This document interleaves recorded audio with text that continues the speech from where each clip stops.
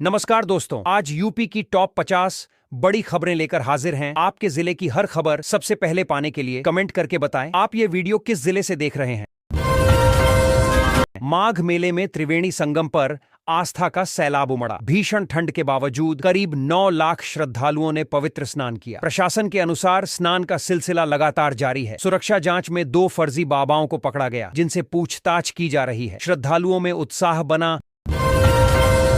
भीषण सर्दी और बढ़ते कोहरे को देखते हुए प्रशासन ने नया आदेश जारी किया। 12वीं कक्षा तक के सभी स्कूल निर्धारित अवधि तक बंद रहेंगे। छुट्टियों में वृद्धि की गई है। मौसम विभाग ने आने वाले दिनों में और घना कोहरा छाने की चेतावनी दी है। जनता को सतर्क किया। राजधानी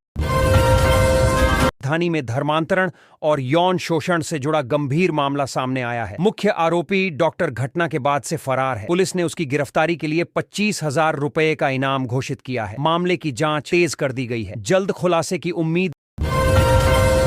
मनरेगा योजना से 1 दशक पहले लगाए गए पौधे अब ऑक्सीजन एटीएम बन चुके हैं। सड़क किनारे लगे ये पेड़ राहगीरों को शुद्ध हवा और छाया दे रहे हैं। स्थानीय लोगों के अनुसार हरियाली बढ़ने से तापमान घटा है। यह योजना पर्यावरण संरक्षण और रोजगार के लिए उदाहरण बनी है। धौंस जमाकर चेकिंग कर रहा एक फर्जी सीओ पुलिस के हत्थे चढ़ गया। वर्दी और फर्जी पहचान पत्र के सहारे वह लोगों को डराकर वसूली कर रहा था। जांच में पता चला कि आरोपी पहले भी कई बार ऐसे मामलों में पकड़ा जा चुका है। पुलिस ने मामला दर्ज किया। नोएडा की सड़क पर चलती एल्टो कार की छत पर खड़े होकर युवकों ने जमकर हुड़दंग मचाया। स्टंट का वीडियो सोशल मीडिया पर वायरल हुआ। यातायात पुलिस ने कार्रवाई करते हुए 67,000 रुपए का चालान काटा। पुलिस ने युवकों को चेतावनी दी और नियमों का पालन करने अपील की। माघ मेले का पहला दिन आज शुरू हुआ। त्रिवेणी संगम पर सुबह से ही श्रद्धालुओं की भीड़ उमड़ पड़ी। भक्त आस्था की डुबकी लगा रहे हैं। मुख्यमंत्री योगी आदित्यनाथ ने माघ मेले की शुभकामनाएं दी। प्रशासन ने सुरक्षा व्यवस्था के इंतजाम किए। श्रद्धालुओं में उत्साह और भक्ति का माहौल बना। यूपी में दलित युवक को तमंचे के बल पर निर्वस्त्र कर पीटने का मामला सामने आया है। आरोपियों ने 15 जनवरी तक जान से मारने की धमकी दी। पीड़ित की शिकायत पर 5 लोगों के खिलाफ एफआईआर दर्ज की गई है। पुलिस जांच और कार्रवाई में जुटी है तेजी से। करणी सेना के कार्यकर्ताओं ने सपा नेता के साथ मारपीट और धक्का मुक्की की। घटना का वीडियो सोशल मीडिया पर वायरल हो गया। विवाद के कारणों को लेकर अलग अलग दावे सामने आ रहे हैं। पुलिस मामले की जांच कर रही है। घटना ने राजनीतिक माहौल को गर्मा दिया इलाके में। वंदे भारत ट्रेन हादसे का शिकार होने से बाल बाल बच गई। सीतापुर में तकनीकी कारणों से ट्रेन करीब 20 मिनट तक खड़ी रही। यात्रियों में कुछ देर अफरा तफरी मची। हालांकि किसी तरह की जनहानि नहीं हुई। रेलवे अधिकारियों ने जांच कर स्थिति सामान्य होने के बाद ट्रेन को रवाना किया। शनिवार से माघ मेले में पौष पूर्णिमा का स्नान शुरू हो गया है। श्रद्धालुओं की सुविधा के लिए प्रशासन ने खास इंतजाम किए हैं। घाटों तक पहुंचने के लिए अब श्रद्धालुओं को ज्यादा पैदल नहीं चलना पड़ेगा। शटल सेवा और मार्ग प्रबंधन बेहतर किया गया है। आस्था और सुविधा का संतुलन दिखा। मशीन से नागरिकता जांच का वीडियो वायरल होने के बाद हंगामा मच गया। वीडियो में दिख रही रोशनी खातून ने सामने आकर सच्चाई बताई। उन्होंने कहा कि वीडियो भ्रामक है और गलत संदर्भ में फैलाया गया। प्रशासन ने भी अफवाहों से बचने की अपील की है। जांच के बाद स्थिति स्पष्ट हुई। यूपी में बढ़ती ठंड को देखते हुए मुख्यमंत्री योगी आदित्यनाथ ने बड़ा आदेश दिया है। 12वीं कक्षा तक के सभी स्कूल निर्धारित तारीख तक बंद रहेंगे। बच्चों 12वीं कक्षा तक के सभी स्कूल निर्धारित तारीख तक बंद रहेंगे। बच्चों की सुरक्षा को प्राथमिकता दी गई है। जिला प्रशासन को सख्ती से आदेश लागू कराने के निर्देश दिए गए हैं। ठंड और कोहरे को लेकर सतर्कता बढ़ाई गई। फिल्म समीक्षक के आर.के. ने मुख्यमंत्री योगी आदित्यनाथ से माफी मांगी है। उन्होंने कहा कि भविष्य में वह अधिक सावधानी बरतेंगे। विवादित बयान के बाद बढ़े दबाव के चलते यह माफी सामने आई। सोशल मीडिया पर यह मामला चर्चा में रहा। राजनीतिक और सामाजिक प्रतिक्रियाएं भी देखने को मिली। 2 जनवरी को भी 8वीं कक्षा तक के स्कूल नहीं खुलेंगे। जिलाधिकारी ने आदेश जारी करते हुए छुट्टी बढ़ा दी है। भीषण ठंड और कोहरे को देखते हुए यह फैसला लिया गया। अभिभावकों और शिक्षकों ने निर्णय का स्वागत किया। बच्चों के स्वास्थ्य को ध्यान में रखकर यह कदम उठाया गया है। उत्तर प्रदेश में बड़ा प्रशासनिक फेरबदल किया गया है। 21 आईएएस अधिकारियों के तबादले किए गए हैं। शिक्षा, राजस्व और अन्य अहम विभागों में नए अधिकारियों की तैनाती हुई है। सरकार ने प्रशासनिक कार्यों में तेजी और बेहतर समन्वय के उद्देश्य से यह बदलाव किया है। आदेश तत्काल प्रभाव से लागू हुआ। माघ मेले में जाने वाले श्रद्धालुओं के लिए यूपी रोडवेज ने सुविधा बढ़ा दी है। प्रयागराज के लिए अतिरिक्त बसों की व्यवस्था की गई है। अब श्रद्धालुओं को आसानी से बसें मिलेंगी। रोडवेज ने इसे आस्था से जुड़ी सेवा बताया है। भीड़ को नियंत्रित करने के लिए विशेष रूट भी तय किए गए। ताजमहल देखने वालों के लिए खुशखबरी है। अब पर्यटक मुफ्त में ताजमहल देख सकते हैं। आगरा घूमने का यह अच्छा मौका है। पर्यटकों को शाहजहां और मुमताज की असली कब्र देखने का अवसर मिलेगा। यह सुविधा खास दिनों में दी जा रही है। पर्यटन विभाग ने जानकारी जारी की है। पौष पूर्णिमा के पहले स्नान के साथ संगम तट पर माघ मेला शुरू हो गया है। हर हर गंगे के जयकारों से वातावरण भक्तिमय हो गया। अब तक करीब 3 लाख श्रद्धालु आस्था की डुबकी लगा चुके हैं। प्रशासन ने सुरक्षा और सुविधा के व्यापक इंतजाम किए हैं। मोतिहारी में पीएम आवास योजना में अनियमितता का मामला सामने आया है। पक्का मकान होने के बावजूद लाभार्थी को 3 किस्तें दी गईं। जांच में दोषी पाए जाने पर सहायक के वेतन में कटौती की गई है। प्रशासन ने पारदर्शिता बनाए रखने के निर्देश दिए हैं। नए साल के पहले दिन ही 15,402 शिक्षक एक महत्वपूर्ण ऑनलाइन प्रक्रिया पूरी करना भूल गए। शिक्षा विभाग ने इसे गंभीर लापरवाही माना है। अब संबंधित शिक्षकों पर कार्रवाई की तैयारी है। विभाग का कहना है कि समयबद्ध कार्यों में लापरवाही बर्दाश्त नहीं की जाएगी। गोरखपुर सिल्लीगुड़ी एक्सप्रेसवे निर्माण की प्रक्रिया तेज कर दी गई है। बेतिया में 187.23 हेक्टेयर भूमि का अधिग्रहण किया जाएगा। परियोजना से पूर्वी भारत की कनेक्टिविटी मजबूत होगी। प्रशासन ने भूमि अधिग्रहण को लेकर किसानों से संवाद शुरू कर दिया है। सर्दी जुकाम में संतरा खाना सही है या नहीं, इसे लेकर डॉक्टरों ने अहम जानकारी दी है। डॉक्टर के अनुसार संतरे में मौजूद विटामिन सी इम्यूनिटी बढ़ाता है। हालांकि अधिक मात्रा नुकसानदेह हो सकती है। संतुलित सेवन से सर्दी के लक्षणों में राहत मिलती है। भागलपुर में 285+2 स्कूलों में 10 जनवरी से इंटरमीडिएट की प्रायोगिक परीक्षा शुरू होगी। इसके लिए 169 परीक्षा केंद्र बनाए गए हैं। शिक्षा विभाग ने तैयारियां पूरी कर ली हैं। छात्रों को समय से केंद्र पहुंचने और निर्देशों का पालन करने की सलाह दी गई है। परीक्षा शांतिपूर्ण कराने के निर्देश दिए गए। भागलपुर में भोलानाथ फ्लाईओवर निर्माण के कारण सड़क बंद है। इशाकचक और लालूचक इलाके के लोग मजबूरी में रेलवे ट्रैक पावर पास 7, 8 और 90 पार कर रहे हैं। इससे दुर्घटना की आशंका बढ़ गई है। स्थानीय लोगों ने वैकल्पिक रास्ते की मांग की है। प्रशासन से सुरक्षा के इंतजाम करने की अपील की गई है। भागलपुर रांची वनांचल एक्सप्रेस 6 और 7 जनवरी को रद्द कर दी गई है। कोहरे के कारण 1844 यात्रियों के टिकट कैंसिल हुए हैं। अन्य कई ट्रेनें भी घंटों लेट चल रही हैं। यात्रियों को भारी परेशानी का सामना करना पड़ रहा है। रेलवे ने मौसम सामान्य होने पर परिचालन सुधारने की बात कही है। मोटर वाहन अधिनियम में बड़े संशोधन के तहत किराए की स्कूल बसों को भी नियमों के दायरे में लाया गया है। अब इन्हें एजुकेशनल बस कहा जाएगा। इन पर फिटनेस, सुरक्षा और ड्राइवर मानकों के नियम लागू होंगे। बच्चों की सुरक्षा बढ़ाने के उद्देश्य से यह बदलाव किया गया है।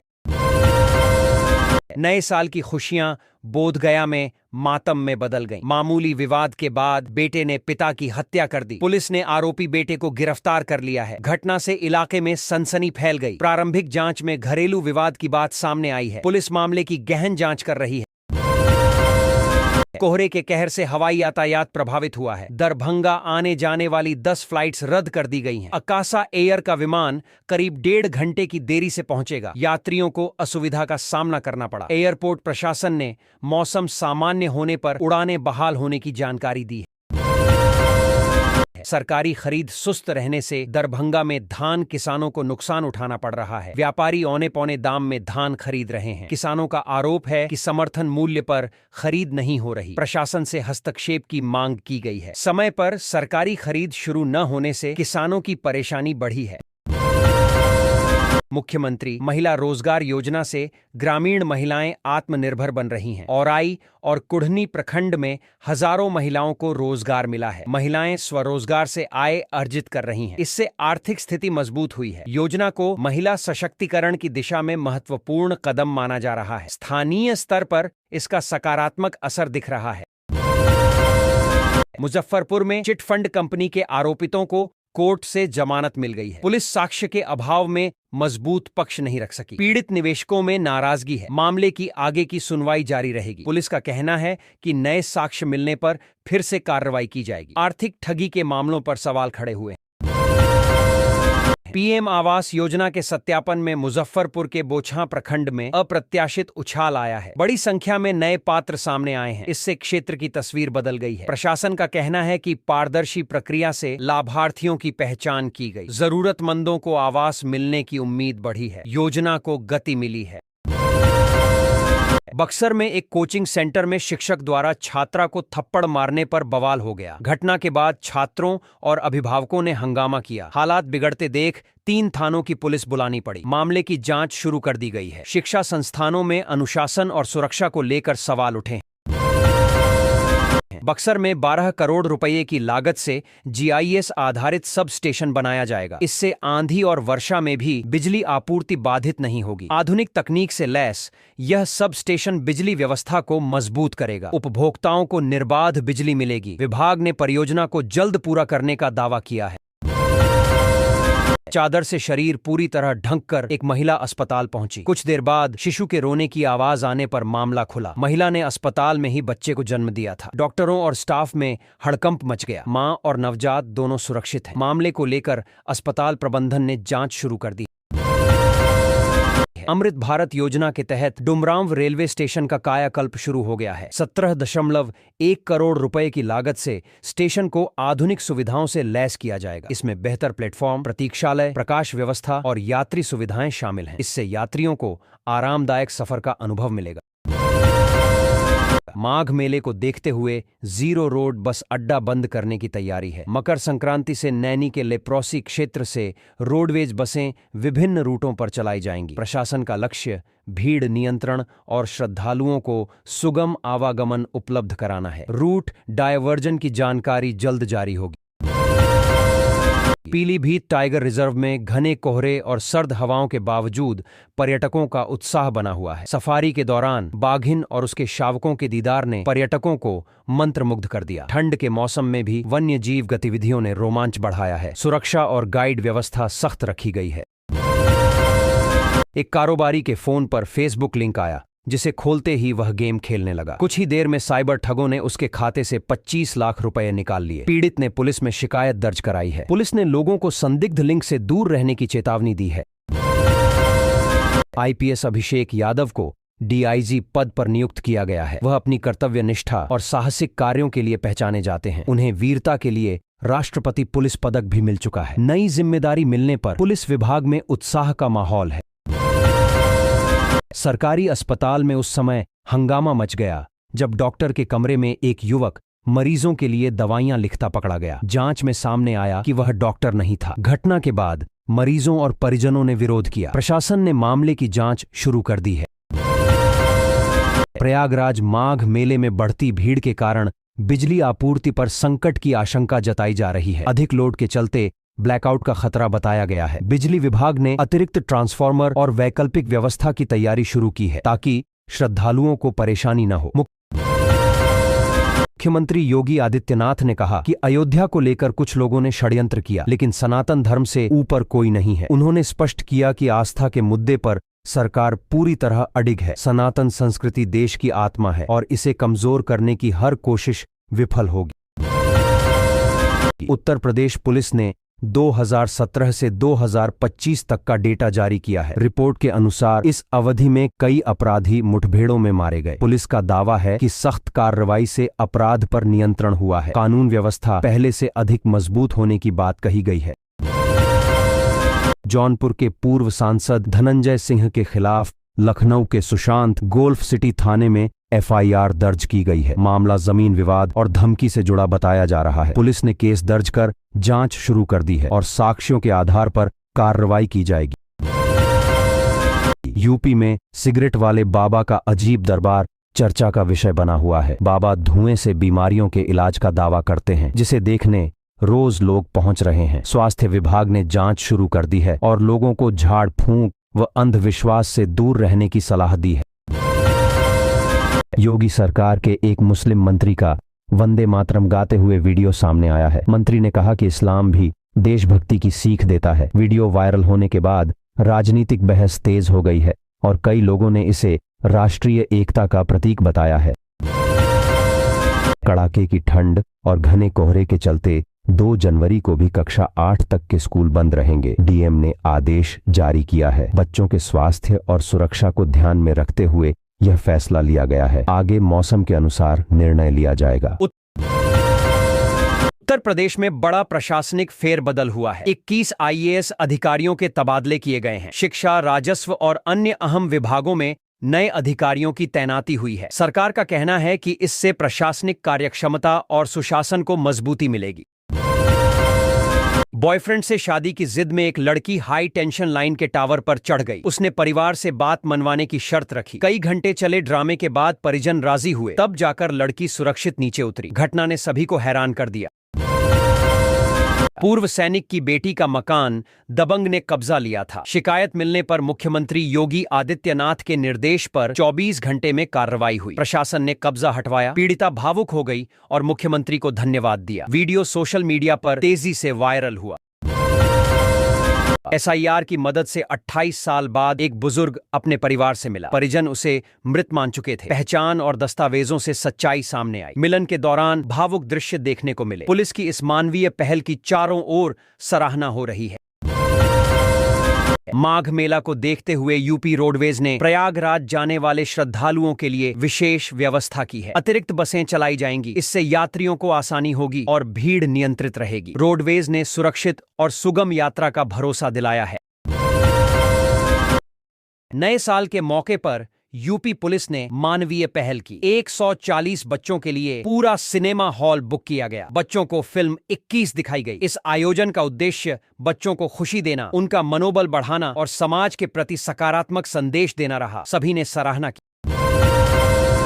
उत्तर प्रदेश में पीसीएस अधिकारियों को बड़ी राहत मिली। पीसीएस से आईएएस प्रमोशन के लिए 9 पद बढ़ाए गए। अब कुल 27 पदों पर डीपीसी होगी। इससे वर्षों से प्रतीक्षारत अधिकारियों को प्रमोशन का अवसर मिलेगा और प्रशासनिक ढांचे को मजबूती मिलेगी। सरकारी व्यवस्था अधिक प्रभावी और संतुलित बनेगी। आगे स्मार्ट प्रीपेड बिजली मीटर उपभोक्ताओं के लिए सस्ते कर दिए गए हैं। मीटर की कीमतें आधी घटाई गईं। अब फिक्स्ड चार्ज और सिक्योरिटी मनी नहीं देनी होगी। इससे उपभोक्ताओं का खर्च कम होगा और बिजली व्यवस्था अधिक पारदर्शी बनेगी। साथ ही डिजिटल निगरानी और भुगतान प्रणाली मजबूत। रेप की कोशिश के आरोप में सपा बूथ अध्यक्ष पर युवती ने फरसे से हमला कर उसकी हत्या कर दी। घटना के बाद युवती खुद पुलिस चौकी पहुंची और पूरी जानकारी दी। पुलिस ने शव कब्जे में लेकर जांच शुरू की। मामला इलाके में चर्चा और राजनीतिक हलकों में भी सनसनी बना हुआ है। गाजियाबाद में रिटायर्ड एयरफोर्स कर्मी की हत्या का चौंकाने वाला खुलासा हुआ। जिस व्यक्ति ने अंतिम संस्कार में अर्थी को कंधा दिया, वही असली हत्यारा निकला। मृतक के बेटों ने ही सुपारी देकर हत्या कराई थी। पुलिस ने तीनों आरोपियों को गिरफ्तार कर मामले का खुलासा किया है।